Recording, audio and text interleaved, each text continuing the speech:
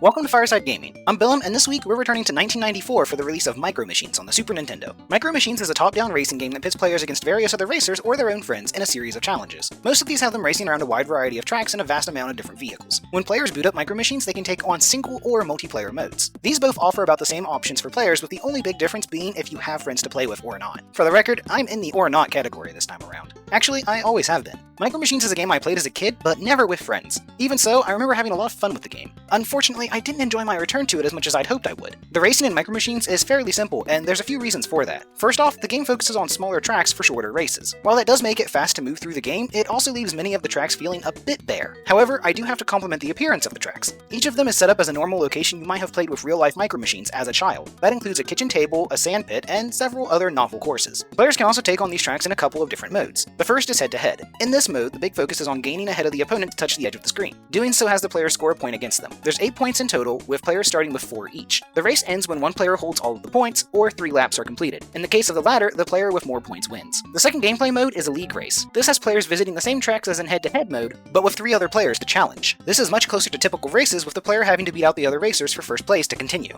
There's a hefty amount of races to complete, honestly, almost too many. While the races don't last too long, the sheer amount of them can make a single league run take about an hour. While that is a bit draining, it's still fun to fill out the Micro Machines box with each race won. For those unfamiliar, this mimics the actual carrying case you would tote your tiny cars around in as a kid. I never had one of these myself, but I always remember seeing them in commercials. Speaking of commercials, Micro Machines had some of the best ones. They all featured John Machida frantically telling kids about how they could play with the toy cars and all of the different sets available. I couldn't help but go back and watch a few while preparing for this review, and it hit me with more nostalgia than it should. Also, I can't bring up Machida without thinking about Transformers. I had the movie on VHS as a kid. I actually still have it, even if it's a bit beat up, and hearing him as Blur in that was great. I kind of wish there were more retro Transformers games to talk about because it's one of my favorite media franchises. But let's get back to Micro Machines. While Micro Machines is still perfectly playable as a single-player experience, it becomes incredibly obvious to me that the game is best played with other people. Without that extra carnage that comes from sitting around and getting excited beating and losing to friends, it's a bit of a bore. Also, the game is a bit lackluster looking as well. That makes sense as the SNES release is just a cleaned up port of the NES version of the game. That also explains why gameplay doesn't feel as engaging as many other racing games on the Super Nintendo. It also clears up why there's next to no music in the game, with none playing during races and only small jingles in the menus. At the end of the day, it's not that Micro Machines is a bad game. It's an okay game that gets better with more people to play it. But I have to consider all of the other SNES racing games that I have no problem getting absorbed in while playing by myself, such as Top Gear, Super Mario Kart, and F-Zero. And it really does hammer home just how barren Micro Machines can be. That really sucks, as I love the tiny car racing through large environments concept.